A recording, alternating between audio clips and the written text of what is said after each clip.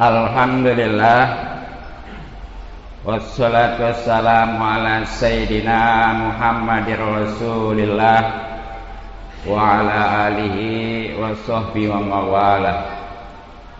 Asyhadu an la ilaha illallah wahdahu la syarikalah wa asyhadu anna Muhammadan abduhu wa rasuluh la nabiyya ba'dah. Amma ba'du fa ya ayyuhal hadirun usikum wa nafsi bittaqwallahi wa ta'ati la'allakum tuflihun. Wa idza quri'al qur'anu fastami'u lahu wa ansitu la'allakum turhamun. A'udzu billahi minasyaitonir rajim. Bismillahirrahmanirrahim. Inna a'tainakal kautsar fasholli li rabbika wanhar. Hadirin yang mudah-mudahan kita semua selalu dimuliakan dan diberikan taufik serta hidayah atau petunjuk oleh Allah Subhanahu wa taala, juga keistiqomahan dalam taat ibadah kepada Allah Subhanahu wa taala. Tak terasa kita sekarang sudah berada di bulan Dzulhijjah atau yang populer disebut bulan haji. Ini merupakan bulan terakhir di penanggalan tahun Hijriah. Ada 3 keutamaan yang tidak ada di bulan lainnya. Di antaranya yang pertama adalah ibadah haji. Di bulan lain tidak ada, walaupun mikot baik makani maupun zamani boleh dari bulan Syawal, tapi tetap untuk finish kehajian itu hanya ada di bulan haji. Hukumnya jelas, wajib ain bagi yang mampu, bahkan termasuk rukun Islam. Allah Subhanahu wa taala berfirman, A'udzu billahi minasyaitonir rajim. Walillahi 'alan nasi hajjul baiti man istata'a ilaihi sabila.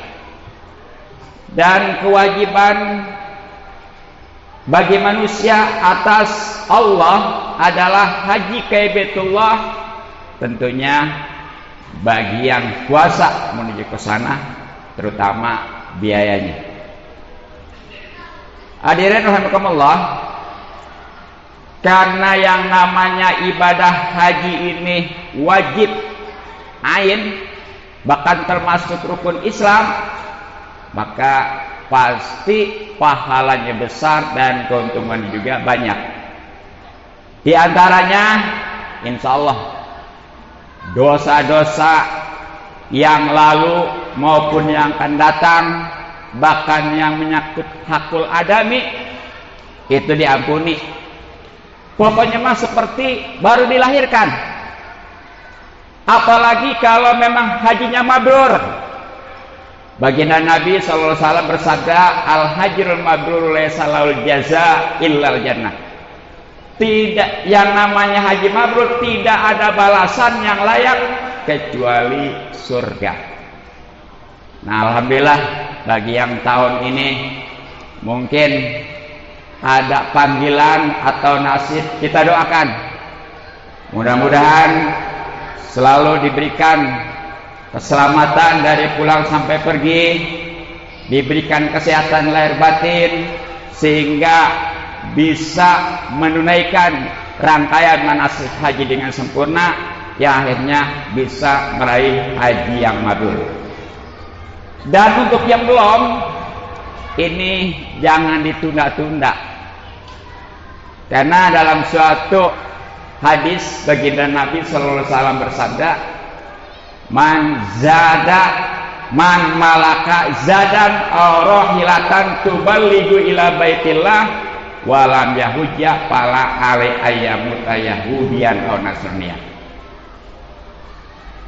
siapa orang yang sudah memiliki bekal dan kendaraan yang bisa menyampaikan ke Baitullah di Mekah, ya tentunya bagi yang sudah mampu.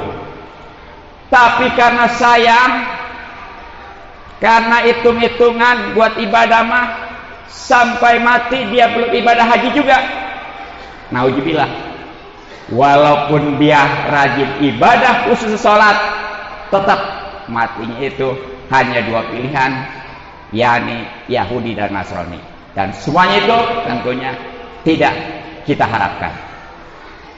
Makanya sekali lagi, yang sudah ada, terutama yang sudah mampu ya, jangan tunda-tunda, jangan sayang-sayang.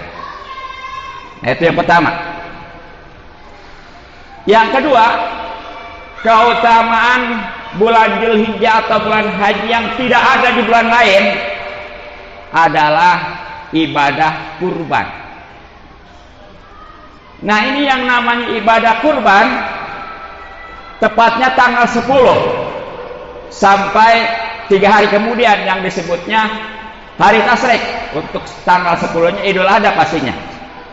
Walaupun di bulan lain ada tanggal 10 dan 11, 12 juga 13, tapi tidak disebut Idul Adha juga Yaumut Tasyrik. Makanya tidak boleh di bulan lain itu untuk korban. Hanya sekali lagi di bulan Dzulhijjah atau bulan haji, itu pun hanya 4 hari, tanggal 10 bulan Dzulhijjah Idul Adha, tanggal 11, 12, 13 namanya Yaumut Tasyrik. Hukum daripada yang namanya ibadah kurban ini sunnah muakkadah alal kifayah. Artinya sunnah mungkin kalau dikerjakan dapat pahala, kalau tidak bukan nggak apa-apa, sayang.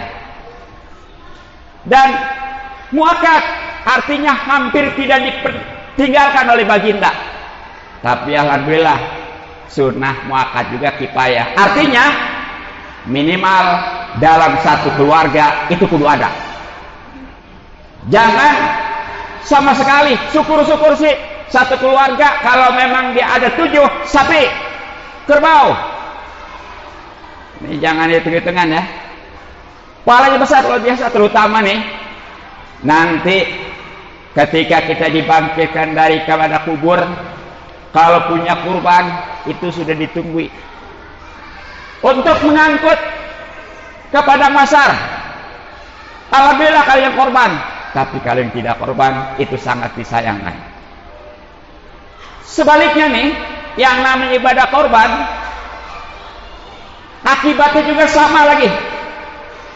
Walaupun hukumnya sunnah muakkad, kalau haji udah ketahuan tadi wajib makan rukun Islam. Tapi nih yang namanya kurban juga ternyata walaupun sunnah muakkad, itu dalam suatu hadis hampir sama dengan akibat daripada tidak haji tadi. Cuma bedanya, kalau haji mah yang sudah memiliki bekal dan kendaraan, kalau kurban mah yang mempunyai keluasan rezeki. Artinya kalau di 4 hari itu, yakni Idul Adha, kemudian 3 hari kemudian hari Tasyrik, dia punya uang minimal 2 juta. Apakah itu berupa simpanan ataupun apa? Itu kalau dia nggak korban. Rasulullah itu ya menyaksikan sama aja tadi, milih antara 2 pilihan matinya, tidak Yahudi atau Nasrani. Mudah-mudahan bisa lebih semangat korban tahun ini ya. Dan insya Allah 2 atau 3 juta kalau dibeli motorcycle ketahuan. Tapi kita hitung-hitungan, insya Allah kalau kita yakin di balik pengorbanan akan ada suatu prestasi yang luar biasa yang pastinya diberikan oleh Allah Subhanahu wa taala. Itu yang kedua. Yang ketiga, keutamaan yang hanya ada di bulan Dzulhijjah atau bulan haji, tidak ada di bulan lainnya, adalah Yaum Arafah atau hari Arafah. Nah itu tanggal 9-nya. Mungkin kalau ibadah haji, yang lagi ibadah haji tidak disunatkan untuk puasa karena sedang sibuk sekali itu, terutama pengiriman dari Arafah ke Muzdalifah kemudian ke Mina. untuk jumroh Aqobah.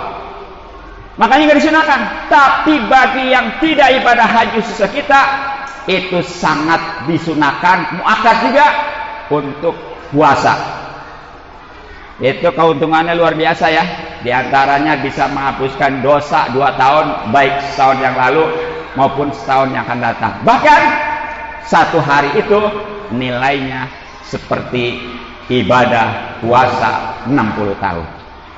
Nah, makanya jangan dilewatkan.